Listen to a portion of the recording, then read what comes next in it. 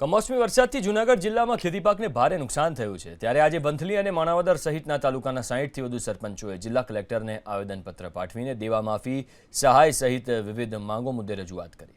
કમોસમી વરસાદથી મગફળી, સોયાબીન, કપાસ જેવા પાકને નુકસાન થયું છે। એટલું જ નહીં, પશુઓ માટેનો ઘાસચારો પણ નષ્ટ થયો છે।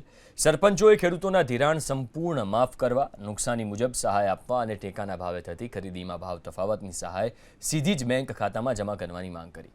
પીપલાણા ગામના સરપંચ અમૃત પરમાર તો મીડિયા સમક્ષ ખેડૂતોની વ્યથા ઠાલવતા રડી પડ્યા। વાત એવી છે કે સરકાર એનો પ્રયાસ કરે છે, પણ અમે જે આમ આદમીની જે લાગણી હોય કે આમ જે ખેડૂત છે એ ખેડૂત પેલો પ્રશ્ન કોની પાસે કરવા આવવાના? સરપંચ પાસે। અમે એના ખેતર જોયા, બધાની શું હાલત છે અમે જોઈ। જે ઊભો પાક, જે મોઢે આવેલો કોરિયો એ કુદરતના આફતમાં છીનવાઈ ગયો।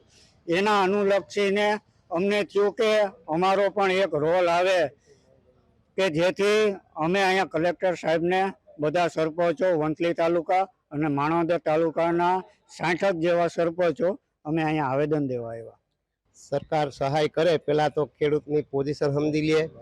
આપણે ગામડે ગામડે ગ્રામ સેવક મૂક્યા છે, એનો સર્વે કરાવે। અત્યારે ખેતીમાં ખર્ચા બહુ થાય છે, ખાતર, બિયારણ, બધી મોંઘી વસ્તુ લઈને વાવવાથી અત્યારે ખેડૂતને માનો ને કે 15 થી 20 હજાર રૂપિયાનો એક વીઘામાં ખર્ચ આવી જાય છે। અમારા અંદાજ પ્રમાણે તો એમાં કાંઈ અમને વળતર મળે નહીં, કારણ કે 15 થી 20 હજાર રૂપિયા તો એક વીઘાના ખર્ચો થઈ જાય છે। અને બધો ખર્ચો ટોટલ મગફળીનો ખર્ચો ગણો તો બહુ મોટો ખર્ચાળ વસ્તુ હોય છે। જેમ બને એમ સરકાર ગમે એ નિર્ણય કરી અને જેમાં ખેડૂતને બેઠા કરે, એ રીતનો જ મારો અભિપ્રાય છે।